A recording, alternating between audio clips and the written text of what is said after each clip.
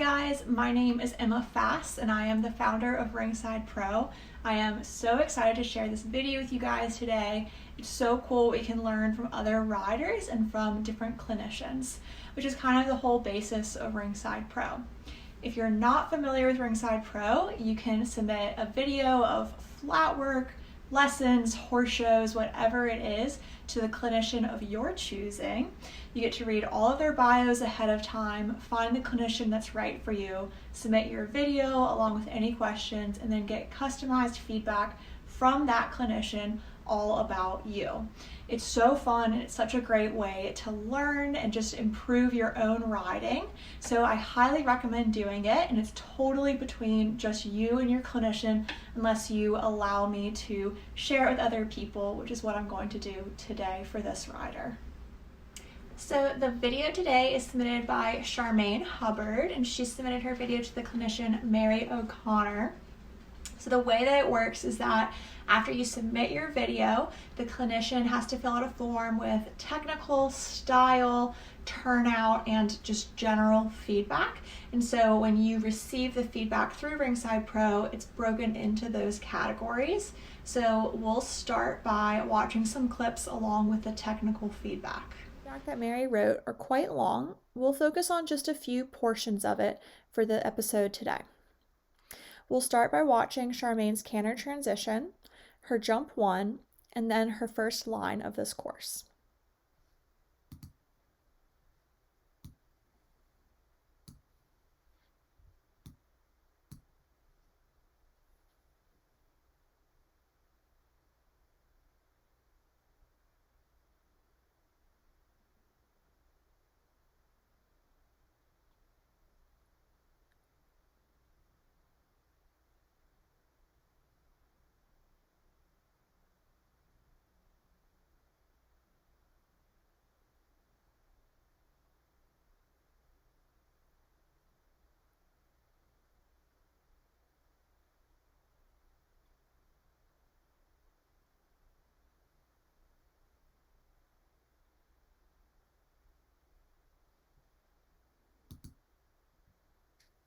Go back and read what Mary had to say about Charmaine's initial parts of her video.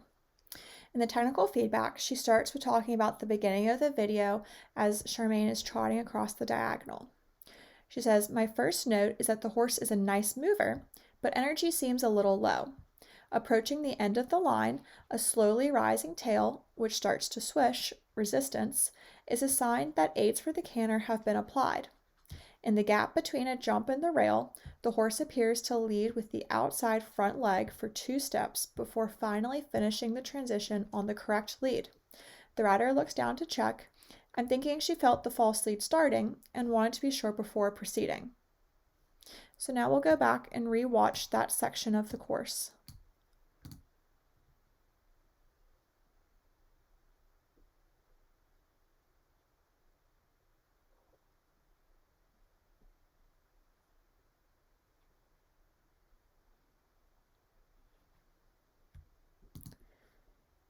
For the approach to jump 1, let's see.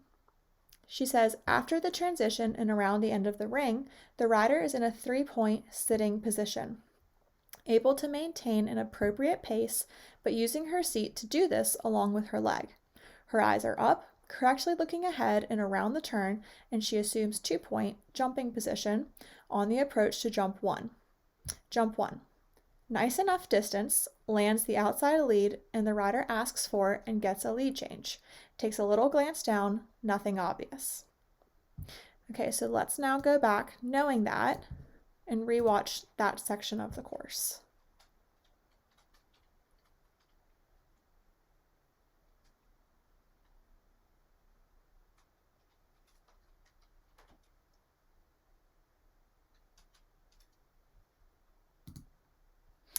All right. After jump 1, remaining up off the saddle after the jump and through the turn to the next. The horse falls slightly in after the change and the contact gets loose. Jumps 2 to 3. After the turn from 1, on the approach to 2, the rider sits and drives with her seat for several strides, winding up with a miss. More on that in the other section below. And continues down the line in 5 strides, drifting right of center, getting a hard hind rub on the back rail at 3. I suspect but can't confirm that the landing after 3 was also on the right lead, with a quick lead change happening while out of camera view. The horse is now on a nice pace, which he holds through the turn to the next diagonal. All right, so now that we know that, let's go back and watch this section.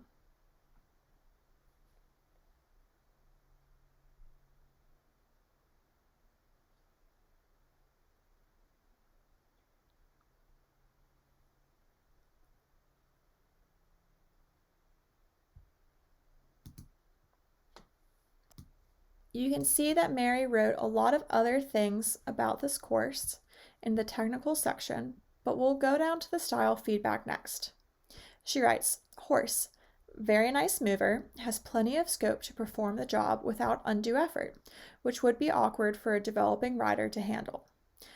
Looks honest and steady to the jumps, chooses to chip rather than take a flyer, but game for a forward distance when it shows up within reason.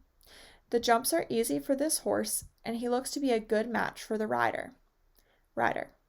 Overall position is basically good, with good use of eyes and aids applied at appropriate times throughout the course.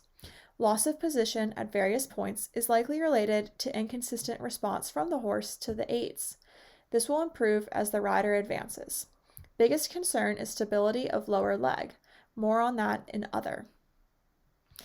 We also include a turnout feedback section, and this clinician wrote, very nice turnout of both horse and rider, indicating that care has been taken.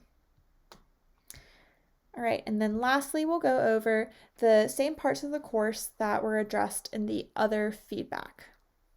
Types of stirrups that Charmaine uses for the first section of the other or general feedback.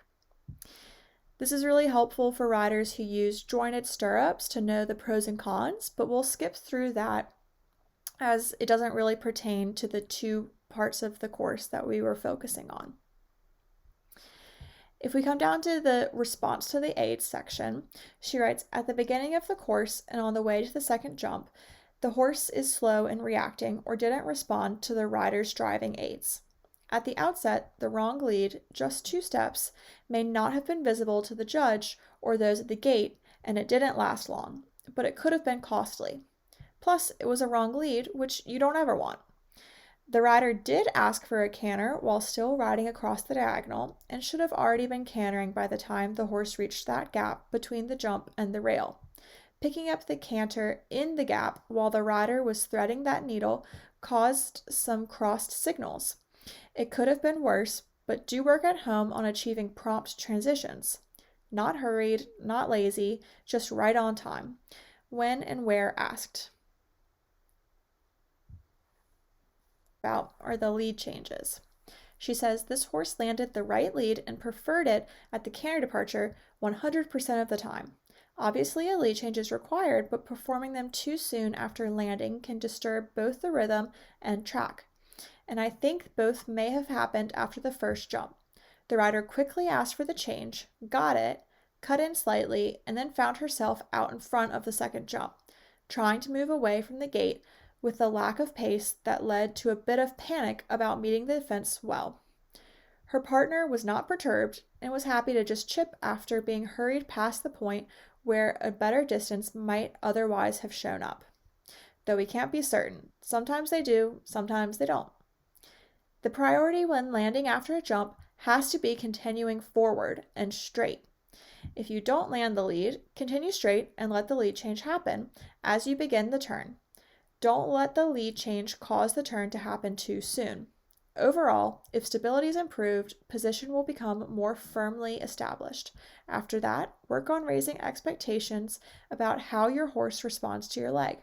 Send him forward from your leg into the bridle, and you'll have a lighter, more responsive horse that will take less effort to ride, freeing you up to work on smoothing out the smaller details that will add polish to your performance. I know that I've really been struggling recently with my lead changes and cutting in a little bit after my lead changes. So that was really helpful to me to see how Mary explained what was happening and then explained that moving forward away from the jump and not worrying about the lead change could be a really helpful way to fix that problem.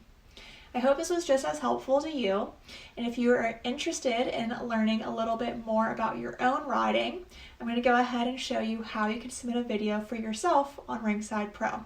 Pro account, you can log in and go to your dashboard page. You'll see on the left side of your screen that there is a nav bar including all of your rider tools, your rider profile, your horses page, your video library, and any video feedback that you have. Here you can view any of your past submissions, and if you click here, you'll see, like we did with Charmaine, a previous submission along with your feedback. To create a new submission, simply select the clinicians that you would like to have give you feedback. You'll see that each clinician has the different disciplines that they can give feedback for, the price of a clinic with them, and if you click on the arrows here, you'll see more experience they have, including personal information and their preferences. Once you've selected the one or more clinicians that you would like to get feedback from, you can add them to your cart and then continue on to select your video. You can select a video from your library. These are videos you've already uploaded, or you can upload a new video from your computer. For now, we'll select a video that we've already uploaded, and you're optionally allowed to include a description of the video or ask any questions here. Next, we'll see the order summary, and once you continue to payment, you'll be prompted to pay with a credit card through Stripe, which is a secure service for online payments. After you complete your payment, you'll receive your feedback from your clinician within 2 weeks. You'll receive an email confirmation after this step, as well as an email letting you know when the clinician has actually submitted your feedback and prompting you to log back in so that you can see it. Thank you so much for watching. I really hope you've enjoyed it. And be sure to head over to our website to see some other example clinics that you can review and see the feedback that they got, or you can even submit your own clinic. The website is www.ringsidepro.com. Thanks again for watching.